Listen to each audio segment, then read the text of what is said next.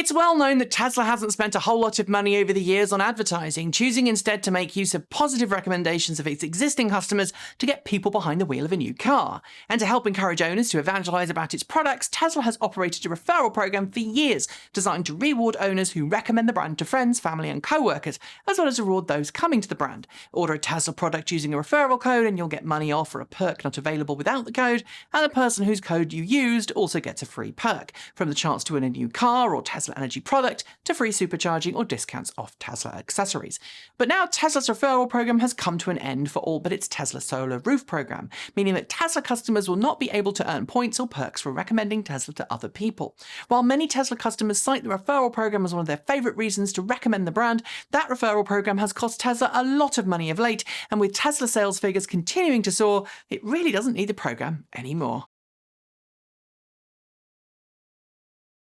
As the Volkswagen AG Group continues to execute on its plans to shift away from internal combustion engine vehicles and towards plug-ins, there's been some question as to what part plug-in hybrids will play across the various Volkswagen Group brands in the near and mid-term future. Right now, most brands have some plug-in hybrids offered alongside all-electric ones, including Skoda, but now the Czech brand that joined VAG back in 2000 has now stated that it will not focus on making any more plug-in hybrid models after the current plug-in hybrid Octavia and Superb models have reached end of life. Noting that plug-in hybrids are currently important for some fleet operators, especially those whose driving routes and thus charging opportunities are unpredictable, Skoda CEO Thomas Schäfer has confirmed that he believes Skoda's future will be all-electric. Right now, its electric vehicles are based on the same MEB platform as many other VAG electric models, but in the future it, like its sister brands, will benefit from Volkswagen's next-generation platform, including the Volkswagen unified cell design, structural battery pack, and choice of 3 different cell chemistries, each optimized for different vehicle designs ranging from low-cost and long-range to high-performance and rapid charging. With so much EV tech to look forward to, it's no wonder that plug-in hybrids are getting dumped. Chinese company Build Your Dreams, BYD for short, has enjoyed quite a varied history. Having started as a battery manufacturer 26 years ago, it entered into the automotive market in 2002 when it acquired Tashlin Automobile Company Limited. Its early vehicles, internal combustion engine cars whose designs were basically copycats of vehicles from Mercedes-Benz, Lexus, Ford and others, drew a lot of attention from the West for their lack of uniqueness. And when I drove an early BYD E6 electric car 12 years ago in the UK at a media event, I was less than impressed with the vehicle's performance, calling its oh-so-slow acceleration on a hill downright dangerous and worse than a G-Whiz. In the last 10 years, BYD has really changed, switching from making clones to designing and building its own highly competent and extremely competitive electric cars. Its vehicles are now selling extremely well in China, as well as the company expanding to all-new Blade lithium iron phosphate battery production. It's readying itself for a European launch, not to mention massive battery partnerships with other OEMs to boot. Now we've learned that it's getting ready to end production of its internal combustion engine models, with the F3 due to enter production next month. It's a good reminder to judge companies based on their current work and not their past rep.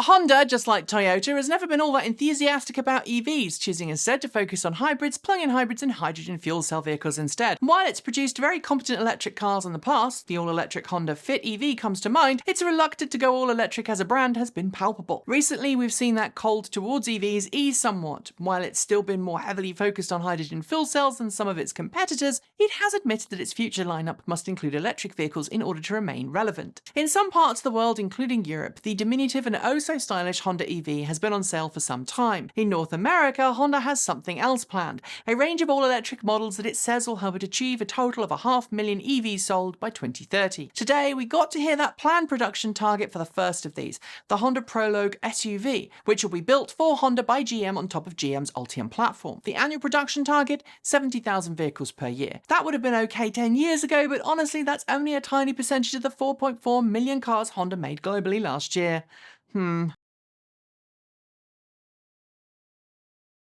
Unless you've been under a rock for, the last 2 decades, you'll know that Toyota is not very keen on the idea of making large numbers of electric cars. Aside from the short bromance with Elon Musk and Tesla that saw Toyota invest in the then-fledgling company and use Tesla to engineer its second-generation RAV4 EV, Toyota and its associated brands have done everything they can to make EVs look slow, boring and unreliable. Despite its best attempts, Toyota has watched as the rest of the auto industry has embraced EVs to some extent, but company CEO Toyoda is still on the anti-EV train, Ukraine, warning the Japanese government this week that going all electric could cost 5.5 million jobs, 8 million units of lost vehicle output by 2030, and dogs and cats living together with plenty of mass hysteria thrown in. Okay, I added the Ghostbusters paraphrasing, but in all seriousness, Toyota says Japan's goal of going carbon neutral picks the wrong enemy, internal combustion engines, when it should be targeting carbon dioxide. I'm not entirely sure what Mr. Toyoda was smoking when he said it, but the last time I checked, internal combustion and CO2 went together as much as the Terror Dogs go with Goza. And if you don't get my reference, I'm old and you are way too young.